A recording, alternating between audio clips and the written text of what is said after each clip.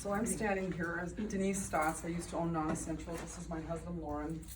And there's a lot of awe on my part because for those of you who don't also know this about Susie, Susie probably has one of the prettiest singing voices in the valley. And that's my favorite thing. But I do love goat everything. My husband and I own a little place up by Sutton. It's called Red Feather Farm. And I'm the observer. And I wash eggs and I deliver stuff. And I go to the market in Anchorage and cook. But Loren is responsible, well, enjoys the opportunity, let's put it that way, to raise some amazing pigs. He has cows that he's milking, and we're learning as we go how to better do the whole cow share thing, because one of the biggest problems is cow's milk can only sit for so long if it's not picked up. So Susie has mastered that art, and it'll be something that we're gonna learn to do better. We also have chickens. We brought eggs today. Well, one of the things we do is we focus on using grain that's grown here in Alaska. So using barley, I run up the Delta and pick up barley. I bought a small feed mill, so I'm milling my own feed for these animals, and I brought in mineral and have balanced rations. So just putting a feed program together and matching up the animals to the feed, because sometimes you'll find the animals just, there's certain animals that work better with the different feed that we have here in Alaska that I've noticed. So, like especially even like the chickens, different varieties work better with the barley that I've been working with. So it's kind of a learning process. It's a hard way to learn because it's expensive to learn this way, but you kind of get it all together eventually, and you figure out what really works. So it's been going well. So. Well, the best thing about what Loren's done with the pigs is that he's really worked out the genetics too. We started with Tamworths. He brought in 4 little Tamworths from Arkansas? Kentucky. And they were darling, and we just had such high hopes for them. But their feet are not good for Alaska. They don't do well on ice, and we couldn't stand to see them struggle. And so he bought a boar, a big hairy boar that's a Mangalitsa, and this boar has given us, Dr. Valerius could actually speak to it because she is one of our clients. The meat it's exceptional. I was raised in Bristol Bay. You know, I was a fisherman's daughter. Pork was something that I sometimes had to eat, but I didn't really like it. And I really didn't like the texture of the fat. It grossed me out. This meat it's unbelievable.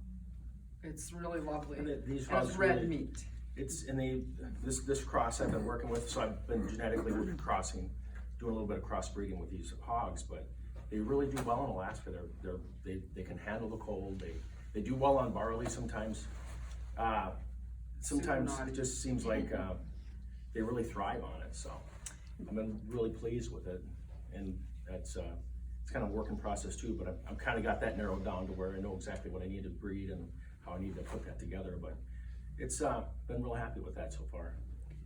So what we bring to the table really are eggs, pork, milk, some beef, limited beef, because what I do, which is not very pleasant for a husband who does all the feeding, is that I go and pick up all the little bull calves that nobody wants, and then we feed them a lot of the milk that comes from our cows, and then we raise them to about 16 or 18 months, right? Those guys are over a 16 year. every day. Over a year. So they're young and they're super spoiled, and Susie was talking about the raisins.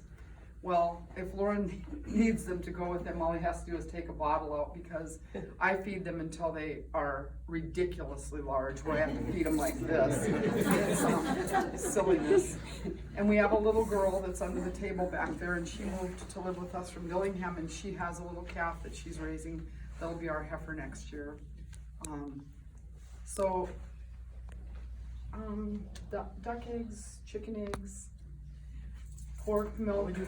One of the things with pork, we do 40-pound boxes, like a mixed bag.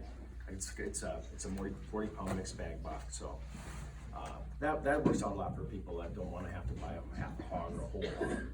You know, they can get what we pack together. So that's been real popular. few head of cattle. And we, like all the other farmers, have plenty of really good stuff for your garden, so I've done that in buckets for people a few times, because it's, Loren has to be super cautious about anybody coming from farm to farm. He is, I would use the word fanatic about that. You don't want people to have tromped through somebody else's yard, maybe pick up disease. All animals are susceptible, any animal, and when you don't vaccinate or add anything, the only thing that we do is worm, because we want to be able to use organs, and pigs are very, you're going to end up with worms if you don't worm, so then you end up with no liver and that's unfortunate. Can you use pig waste for gardens, or you can't? But it has to be like fermented for a year, or Yeah, at least a year. A year, yeah. So Yeah. like, as long as it goes in the compost for like a year or so. It's amazing too, Yeah. the end result. I'm not a gardener, like I said, Yeah. I'm a Bristol, we didn't grow anything. Yeah. And, yeah, it's pretty amazing what you can grow in that garlic last year. That was Wow. phenomenal. So, yep.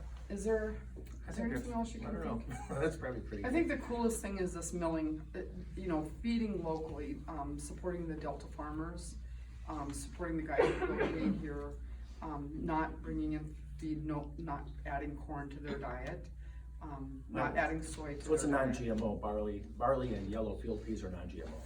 So if you could bypass the corn, bypass the soybean, especially, that's what I was talking about with the chickens. I was trying to get them no corn, no soy, no fish meal. So if you can do that, you can adjust those eggs and the different varieties of birds that you can use to get a really quality product out of that. So, and the other thing I also do too is just kind of like, if you're ever out at the state fair and you go to buy the oyster place, they save all their oyster shells for me, and so I process them myself and I use them in my And you drive some. so I'm not even bringing oyster shell in. So And what's trying really to funny- utilize it right here. Big containers of oyster shells being smoked basically on top of the outdoor fire pit, and then driven on to smash them up. So Michelle commented about having small equipment. We have almost no equipment. Most of what he does, including building, moving, he does on rolling logs. I think he might be related to you a little bit.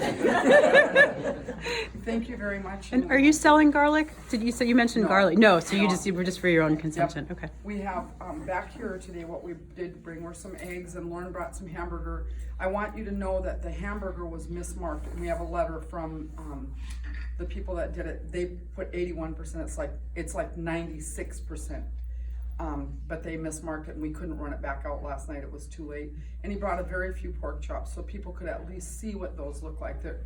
The pork is really the centerpiece of what we do. Yeah. The beef is kind of something I do to him, which probably makes him miserable, but I love having calves and young animals around.